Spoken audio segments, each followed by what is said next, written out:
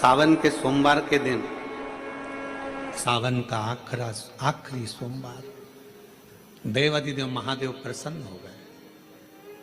प्रथम सोमवारी निकल गई, द्वितीय सोमवारी निकल गई, तृतीय निकल गई, चतुर्थ आ गई। सोमवारियां निकलती चली गई। सावन का आखिरी सोमवार, देवादिदेव मालूम होगा कि ये सोमवार की सोमवार का दिन, सावन के महीने का सोमवार इतना प्रसिद्ध क्यों है? श्रावण के महीने के सोमवार का इतना महत्व क्यों होता है?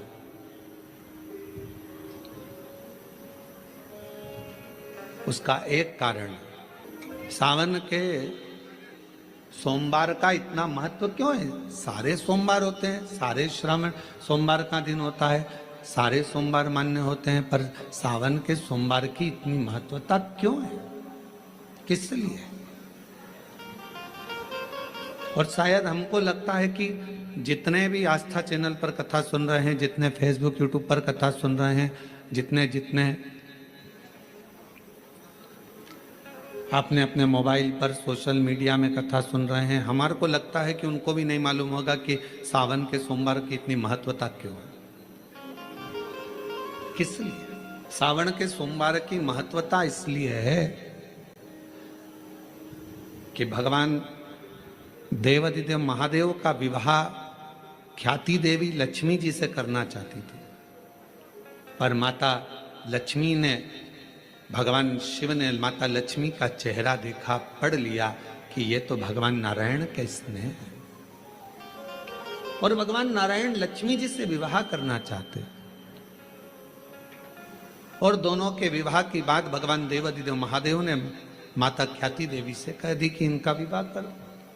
अब माता लक्ष्मी जी ने बड़ा निवेदन करा, आपने हमारा विवाह भगवान नारायण के साथ में कर दिया, हमारे मन की बात को रख लिया, बड़ी कृपा करी भोले बाबा, मेरा मन है मैं आपके चरणों की सेवा करूं, मुझे कोई सेवा आपकी बताओ। शिव मंदिर में कभी भी जाकर पंडित जी से मत पूछना कि यहां की कोई सेवा मुझे बताओ। भगवान के अन्य मंदिर होंगे तो वहां जाकर पूछना, देवी जी के मंदिर में यहाँ सेवा बताओ, राम जी के मंदिर में पूछना यहाँ सेवा बताओ, भगवान कृष्ण के मंदिर में पूछना हमारे लिए कोई सेवा बताओ, भगवान दत्त के मंदिर में पूछना हमारे लिए सेवा बताओ। सारे मंदिरों में जाकर कहना कि हमारे लिए सेवा बताओ, पर शिव जी के मंदिर में जाकर मत कहो कि हमारे लिए सेवा बताओ। वहां तो झाड़ू उठाओ, सेवा में लग जाओ। वहां तो निर्माल्य पड़ा है, उसको उठाओ, विसर्जन में ले जाओ। वहां पोछा उठाओ, पोछा लगाना प्रारंभ कर दो, शिव जी का श्रृंगार करना प्रारंभ कर दो, शिव जी का सुंदर स्नान कराना प्रारंभ कर दो। शिव मंदिर में सेवा पूछी नहीं जाती, सेवा करी जाती है। शंकर के मंदिर में कहना ना पड़े कि तुम्हें यह करना। शिव मंदिर में जाकर कभी नहीं पूछना कि मुझे सेवा क्या करना। शिव मंदिर में तो जाकर सेवा का क्रम करो। अब लक्ष्मी जी पूछ रही हैं भोले बाबा से, आप मुझे बताओ, मैं आपकी सेवा में लगना चाहती हूं। शिव जी ने कहा कि मैं क्या सेवा बताऊं, आप जाओ भगवान नारायण की सेवा करो। पर लक्ष्मी जी ने सोचा कि देवादिदेव महादेव मुझे सेवा नहीं बता रहे हैं। सावन का महीना था, सोमवार का दिन था। माता लक्ष्मी पूरे सावन के महीने में शिवालय में जाती, शंकर जी के कैलाश पर्वत पर जाकर खूब सेवा करती। खूब लक्ष्मी को बुलाया, हे लक्ष्मी, पूरी दुनिया में केवल महासंबोधन मेरे नाम के आगे लगा है। लोग मुझे देव अधिदेव महादेव कहते हैं। सारी पुराणों को केवल पुराण कहा जाएगा, पर शंकर की पुराण को भी महासंबोधन से संबोधित किया जाएगा, शिव महापुराण। लक्ष्मी, मुझसे जो जुड़ा हुआ है, मेरे नाम के आगे महासंबोधन लगा हुआ है, लोग मुझे महादेव कहते। पर लक्ष्मी, तूने पूरे श्रावण के महीने में मेरी सेवा करी है, और आज सोमवारी के दिन तूने मेरी अविरल भक्ति को धारण करा है, बिना पूछे सेवा में, बिना दिखावे के तल्लीनता से सेवा करी है। मैं अपना महा संबोधन दुनिया में किसी को नहीं देता, आज तुझे दे रहा हूं। और लक्ष्मी केवल लक्ष्मी नहीं रही, उस दिन से लक्ष्मी मां लक्ष्मी। लक्ष्मी केवल लक्ष्मी नहीं रही, उस दिन लक्ष्मी महालक्ष्मी के संबोधन से प्रकट हुई। आज महासंबोधन लक्ष्मी जी को अगर किसी ने दिया तो भगवान देवाधिदेव महादेव ने दिया। और वह महासंबोधन कब मिला?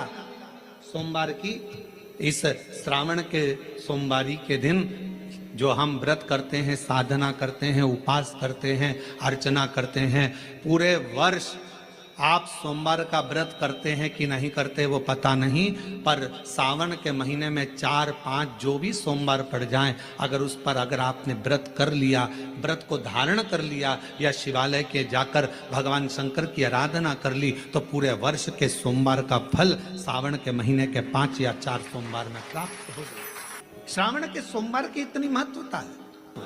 सावन के सोमवार का महत्व क्या है, कोई आपसे पूछे तो आपको बताना चाहिए कि इस दिन लक्ष्मी को महालक्ष्मी कहा गया। शिव जी ने शिव के दरवाजे पर जाकर केवल आप सेवा करो, शिव के दरवाजे पर जाकर आप केवल जल अर्पित करो, शंकर जी की चौखट पर जाकर आप नमन करो, देवाधिदेव महादेव के शिवालय में जाकर प्रणाम करिए।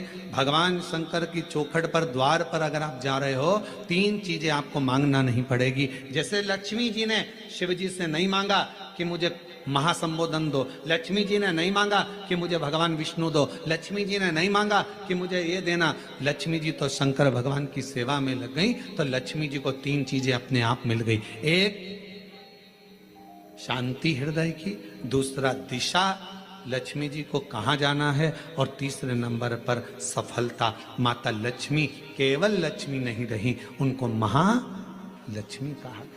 अभी तो कितना सुंदर है सावन का महीना, और वो महीना जो भगवान शंकर को सबसे ज्यादा प्रिय है, बहुत प्रिय।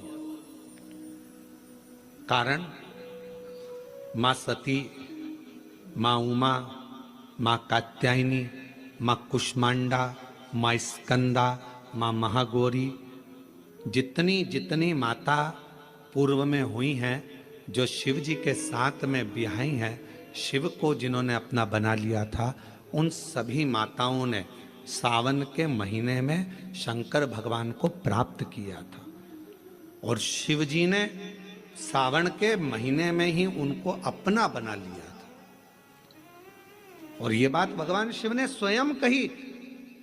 स्वयं भगवान शंकर स्वयं नंदी से ये बात कहते हैं, नंदी मुझे श्रावण अति प्रिय है। नंदी ने पूछा क्यों, तो कहा इस श्रावण के महीने में मेरी अर्धांगिनियां मुझे भजती थी, उनको मैंने स्वीकार किया था।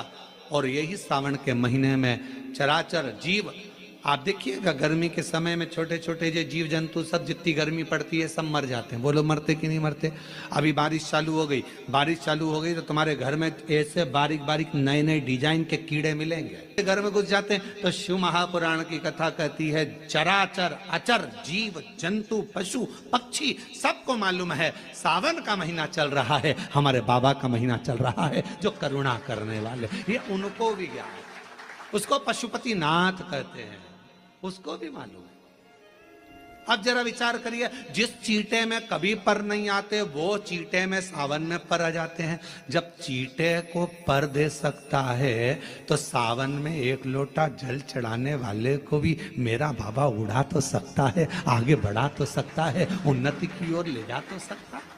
वो शिव तत्व है। उसी तरह भगवान तुम्हें एक बार का विभव दे देता है, एक बार का धन दे देता है, एक बार की दौलत दे देता है, फिर लोग उसको भोगने लगते हैं और भोगते भोगते आखिरी में एक दिन ऐसा आता है कि डब्बा खाली हो जाता है। डब्बा खाली होता है, फिर रोने बैठ जाता है, तकलीफ आई, फिर लोटा लेकर भागता है। शिव जी कहते हैं जो मेरे मंदिर में, मेरी कथा में, मेरे रस तत्व में हमेशा एक जैसा लगा रहता है, उसकी जिंदगी को भी मैं हमेशा उन्नति की ओर बढ़ाते बढ़ाते अग्रणता में लेकर चले जाता, फिर उसको डाउन नहीं करने देता, उसको नीचे नहीं आने देता।